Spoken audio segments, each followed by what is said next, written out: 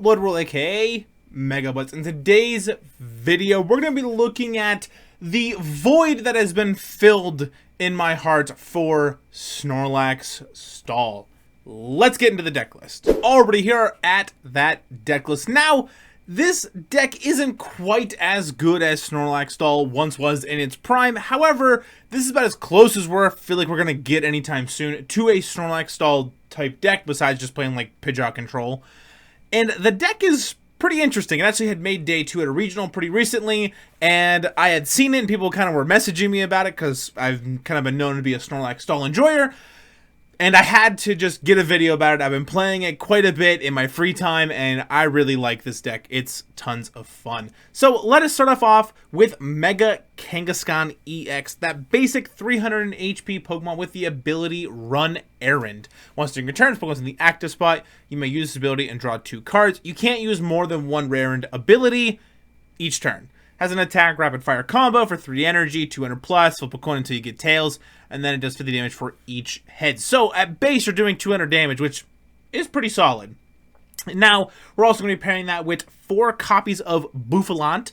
Bouffalant has the ability Curly Wall, as long as Pokemon is in play and you have another Bouffalant. So you have to have at least 2 Bouffalant in play. All of your basic normal type Pokemon will take 60 less damage from attacks from your opponent's Pokemon. So the idea is that we're going to have this big, beefy, wall stall type Kangaskhan in the active spot that is just drawing us cards, and we are going to slowly just mill our opponent out of the game. So 4 copies of the Bouffalant, 4 copies of the Kangaskhan, and then 1 copy of the Shaymin with the Flower Curtain ability to prevent all damage done to your bench Pokemon that don't have a rule box by attacking your opponent's Pokemon. So the idea is that we can't, our Bouffalants can't get touched or anything like that, which is pretty important in this deck. Bouffalant is a very important card for the strategy of this deck. So that's very helpful as well. I can see even Psyduck getting put in this deck as well to kind of help out with that Dusknoir type problem on the Bouffalant. But nonetheless, you can try to fit it in here. However, I've just also noticed that the Dragapult Dusknoir matchup is fine as long as you just use Handheld Fan properly. For the trainers and the supporters here, we're going to have 4 copies of Penny, 4 copies of Wally's Compassion. Now, Wally's Compassion is a new card which hasn't seen hardly any play, but in this deck, it is literally perfect. You heal all damage from one of your Mega Evolution Pokemon EX. If you hit any damage in this way, you put all energy attached to that Pokemon back into your hand. We're not really attacking with this deck hardly ever, so it doesn't matter if we put a missed energy back into our hand. We're just trying to heal the damage. So also 3 copies of Arven, 2 copies of Eri, 2 Boss, 2 Xerosic Machinations, 1 Iono, 1 Ruffian, 1 Lily's Determination, and then for the items, we're playing 4 copies of Crushing Hammer because discarding energies is fun, 4 copies of Pokegear, 4 copies of Palpad. We need to be able to get our Pennies and Wallys back into the deck as much as possible, so 4 copies of Palpad, 3 copies of Nest Ball, 2 Accompanying Flute, 2 Counter Catcher, 1 copy of Scoop Up Cyclone for our ace spec of choice. I have been kind of tinkering around with playing Hero's Cape as well, but I've noticed that Scoop Up Cyclone is just better because you kind of have an extra Penny or Wally's Compassion equivalent type card. So effectively, we're playing 9 copies of either a pickup effect that heals damage or just straight up healing them like Wally's does. 3 copies of Handheld Fan, which is a pretty cool card. Actually, kind of one of our strategies to really stall out the game, besides just having a big beefcake of a Kangaskhan. If this Pokemon, if this card is attached to a Pokemon in the active spot and is damaged by an attack from your opponent's Pokemon, even if it's knocked out, you move an energy from the attacking Pokemon to one of your opponent's bench Pokemon. So the idea is that we can really mess up their energy counts and kind of where they're placing the energy with the Handheld Fan. Good copies of Bravery Charm, 1 copy of Air Balloon, 2 Lively Stadium, making it so each basic Pokemon in play, both yours and your opponents, get 30 more HP. Then 3 copies of Mist Energy, which is really helpful into just decks that auto KO things like Roaring Moon with Frenzy Gouging, or even better, the new Mega Absol EX with that terminal period that just kind of knocks it out if it has exactly 6 damage counters. So in an ideal world, we can have a Kangaskhan in the active spot that is going to take 60 less damage and going to get 30 more HP from Lively Stadium, and then 50 more HP from Bravery Charm or a Handheld Fan attached. So our Kangaskhan can get pretty beefy. So now let's get into that gameplay. Already here at that gameplay here at the coin flip. It is going to be head, so we are going to wait and see kind of what our opponent is going to want to do. Ideally, I want to go second. I would like to just get trainers, get supporters, and kind of get everything rolling here. But so we're going to start off with that Mega Kangaskhan EX in hand. We're going to throw that into the active spot, and I'm also going to have a Bouffalant as well, which is going to be pretty good. It looks like we're playing against Raging Bolt EX. Now, Raging Bolt's kind of an interesting matchup because if I can use Handheld Fan properly and just move like the electric and fighting energies to the Pokemon they don't want them on, things like Ogerpon or maybe Pheasantipity or Noctowl or something, is pretty solid. However, they can also just one-shot my stuff really easy, so we're going to make sure to get 2 Bouffalant down. We're going to Nest Ball for that. We're going to run Aaron for 2. We're going to throw the Lively Stadium in play. We're going to attach the Handheld Fan and pass turn.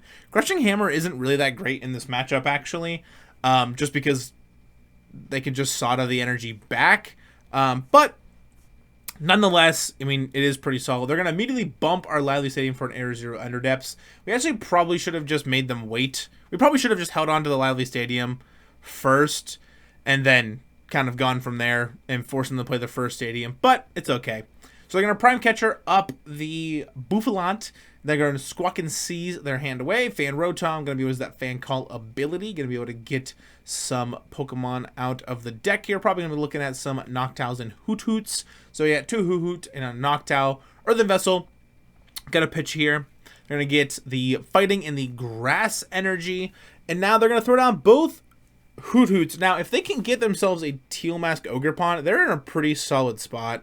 But they're just going to Motivate for 20, unfortunately, for no damage because we're taking 60 less to get a Lightning and a Grass Energy onto that Raging Bolt here.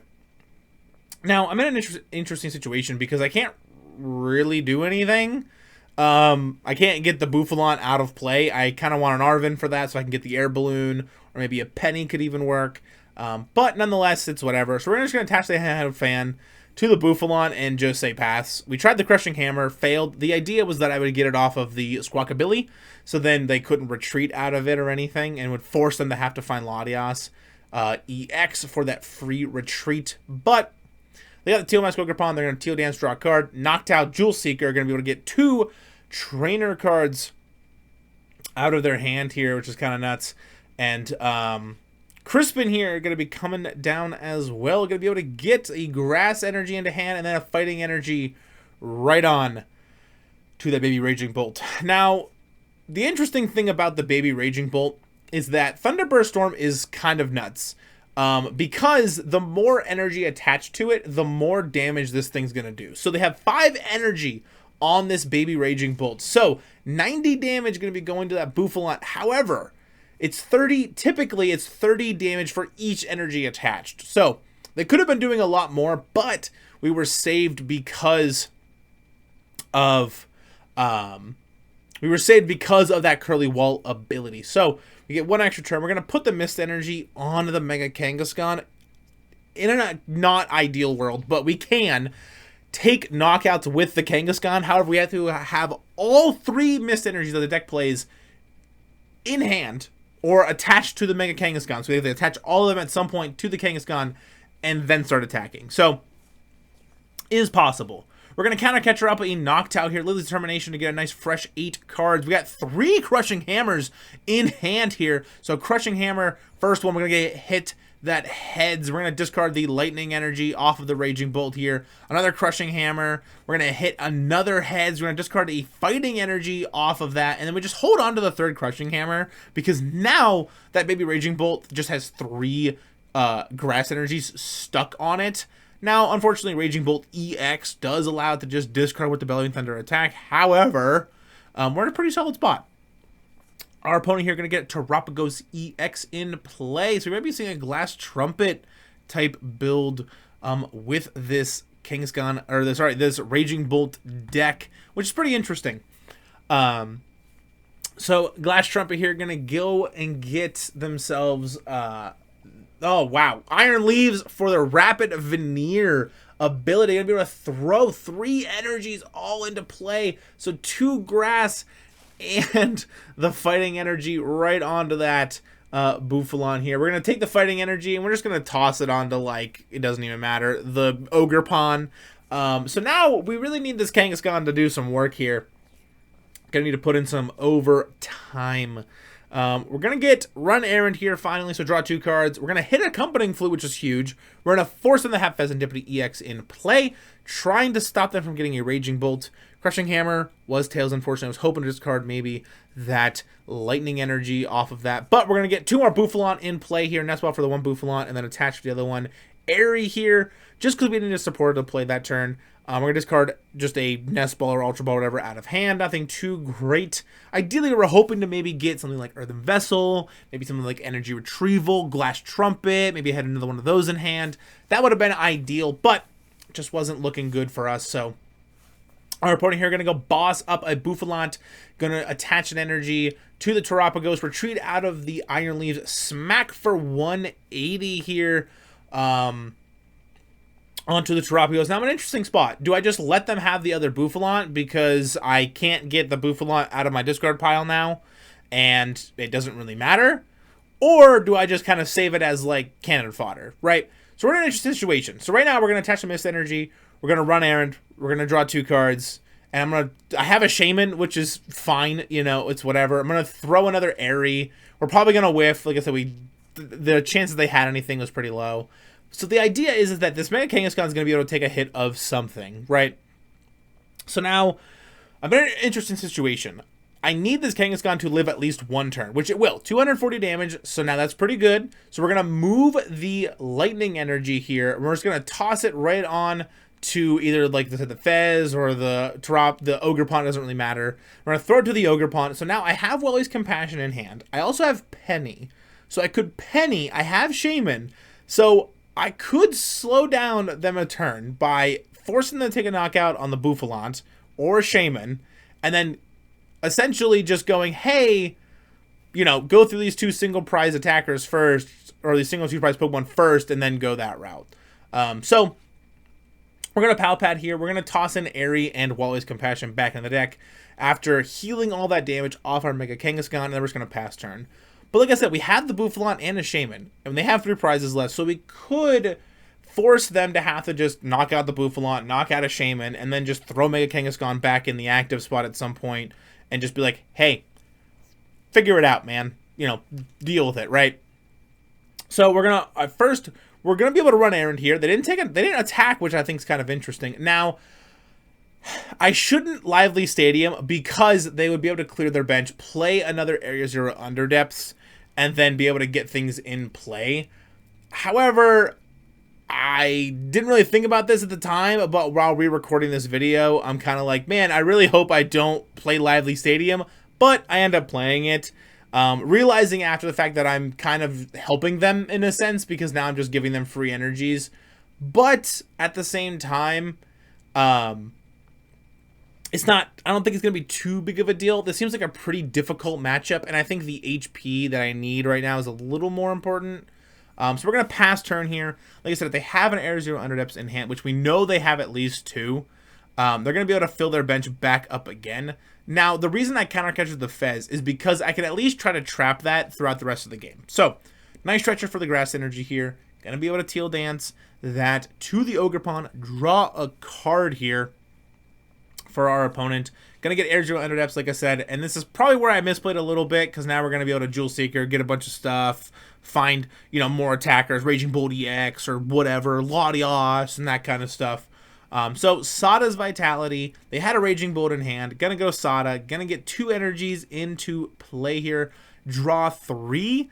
Now, this might work to our favor, and the reason I say is because they're down to 12 cards in hand, or sorry, 12 cards in deck. So, if they keep thinning the way they are, we could potentially win.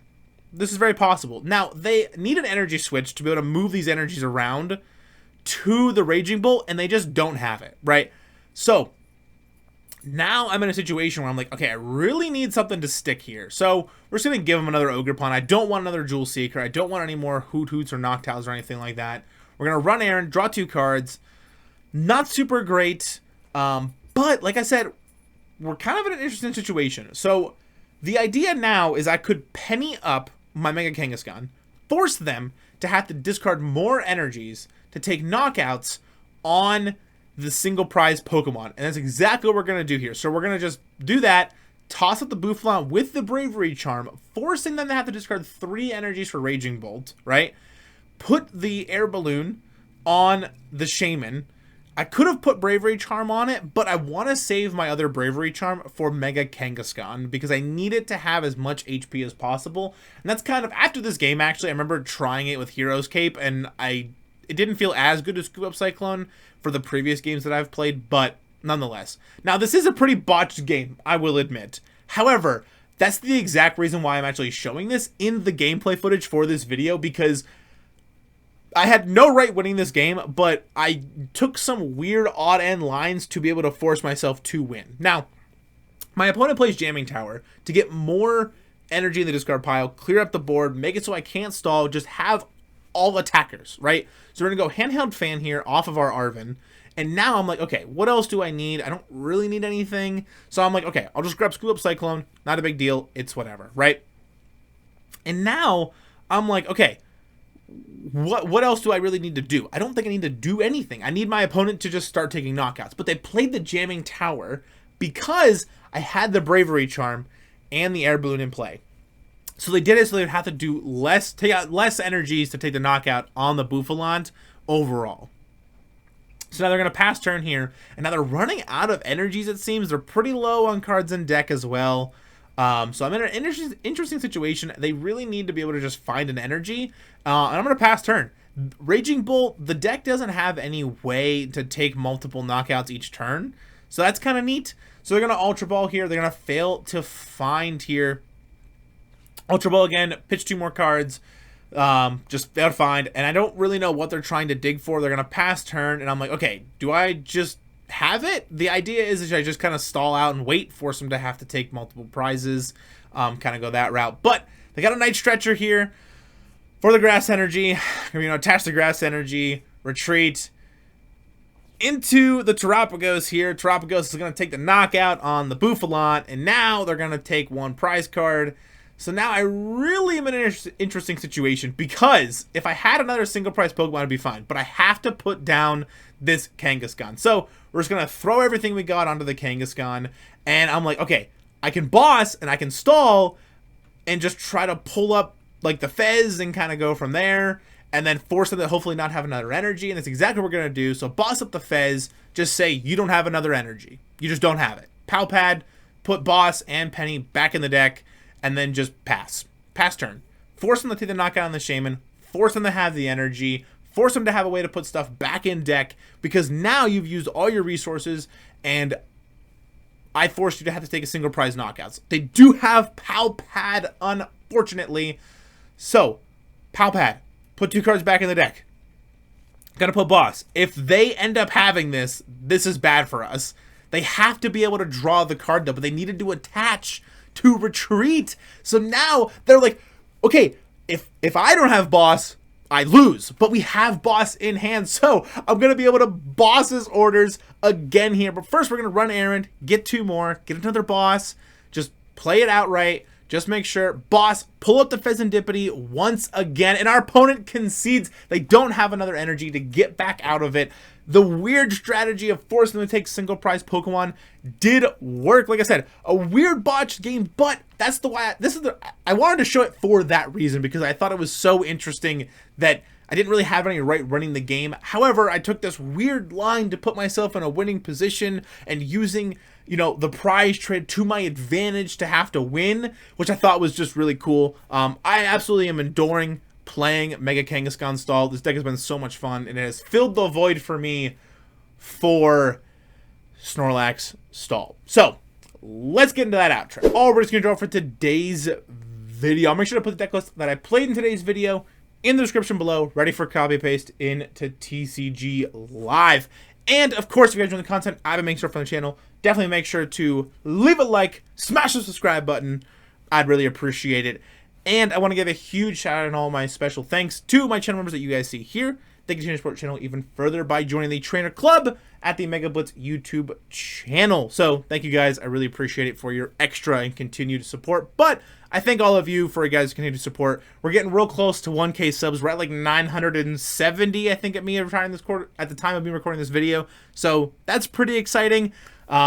Still don't really know what I want to do for 1K, but we'll figure it out once I hit 1K, right? So tell your friends. Tell them to subscribe, please. Seriously, I want to hit 1K before the end of this year. That's the goal. So I'll see you all in the next one. Peace!